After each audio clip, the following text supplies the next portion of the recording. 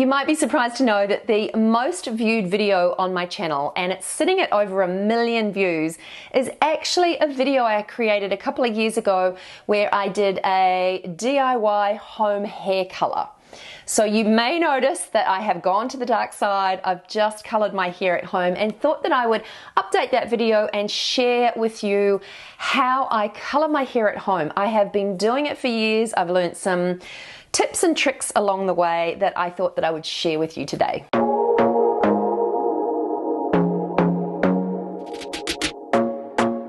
Hi, I'm Leonie and welcome back to my channel. Yeah, it blows my mind that that DIY hair color video has had so many views. So that's why I thought I'm going to the dark side today. Well, actually I hadn't planned to go completely dark. I was planning on just redoing my roots and getting rid of the gray. But then I sort of got halfway through the process and thought, hey, why not just go the whole hog and have a change?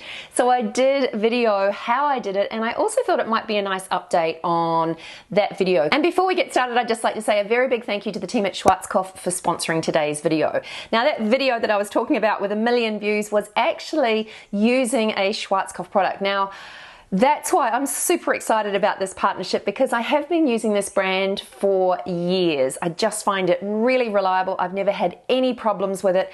And so today I used Color Specialist to take myself from this to this.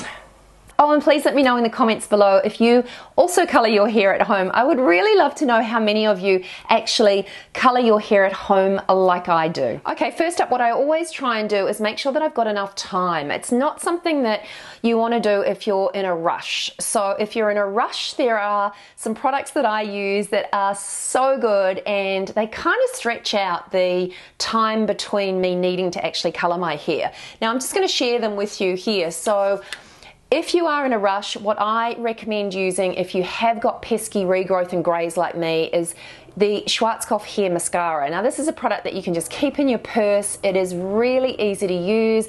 As you can see here, it's just like a mascara wand, and you apply it as you would mascara but to your hair. So that's a really simple way to cover up any greys if you don't have time, or if you're not quite ready to recolor your hair. The other product that I use, and I do use this quite often because I tend to try and stretch out the time between needing to color my hair, and that's the Schwarzkopf Root Retoucher.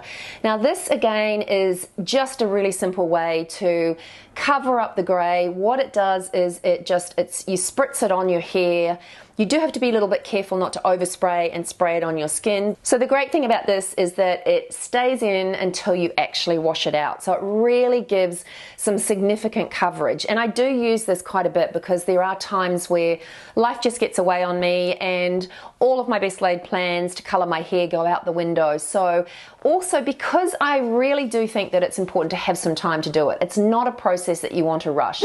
My next tip is making sure that you actually read the instructions of the kit that you're using. Now, not all at-home hair colors are created equal. Some take longer to develop, some not quite so long. Really make sure that you are reading the instructions, because you don't want to leave the product on too long or not long enough, because you can skew your results. So always, always, always read the instructions. And I know most of the at-home kits that I've used will recommend that you do a spot test or a patch test as well. I did that years ago when I started using Schwarzkopf products, but essentially I think it's really important for you to do that if you are using a product that you haven't used before. Another tip that I have shared in videos in the past is making sure that you use some sort of moisturizer around your hairline first. Now, if you've got chapstick, you can run a line of chapstick around your hairline, or even just simply add a bit of night cream.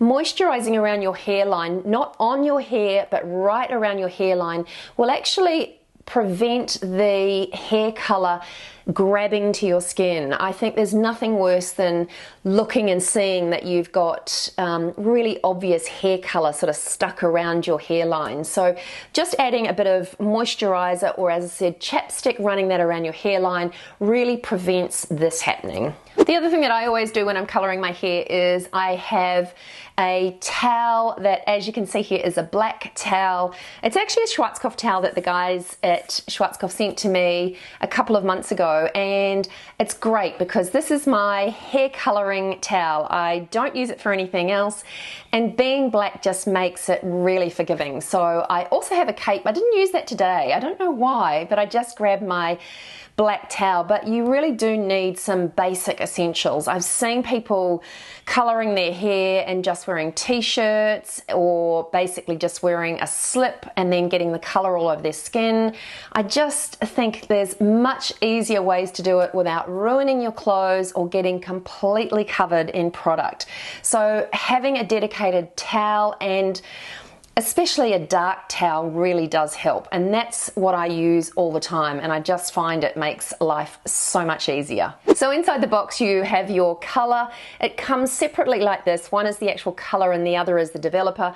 Once you mix them together, you shake them up in this bottle, twist the top off, and then you've got your applicator, which is just really easy to apply. The great thing about Color Specialist too is that you have an after mask, which I also recommend using because it really does help to lock the color in and condition and nourish your hair once you've colored it. They also give you a second one to use 3 weeks after your color.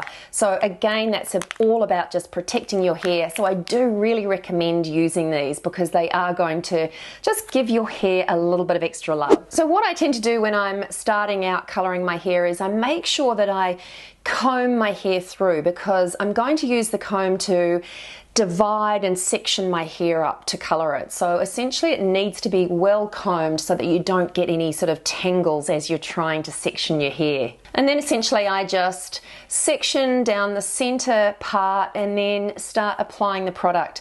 And I kind of just work my way around my hairline and make sure that I'm really rubbing it in, because I do find that my regrowth is very close to my hairline, and unless I get enough product there, it really doesn't cover well enough. So I really make sure that I focus and concentrate on that hairline to make sure that I really get rid of all of the grey regrowth. So as you can see, that I'm just using the comb to section it off and making sure that I put product along those sections to really just cover up the grey. I then tend to just use the comb to really comb it through, making sure that I don't miss anywhere. So working it in with your fingers and then combing it through really does ensure that you're getting every part of your hair covered. And then, as I said, I don't tend to colour the back very often, and if I do, all I essentially do is use the comb and do a part in the back of my hair, and because the product is cool, you can actually feel it. So I put my hands underneath and just sort of run the product down the part line, and I rub it in as I'm actually applying it. Ideally, it would be great to grab a friend or your partner or family member to help you with the back, because it's not easy. But as I said, it's not something that I have to do very often, so I'm pretty lucky for now. So once I'd actually got the product everywhere and really thoroughly massaged it in and made sure that I had covered all of that grey, I just popped my hair up into a loose, messy bun, and that needed to stay on for 20 minutes so that it could develop. So after I'd waited 20 minutes for that first colour application to work, I then applied the rest of the bottle, and it was actually enough. And even though my hair is really long, there was enough product in the bottle to completely cover my hair.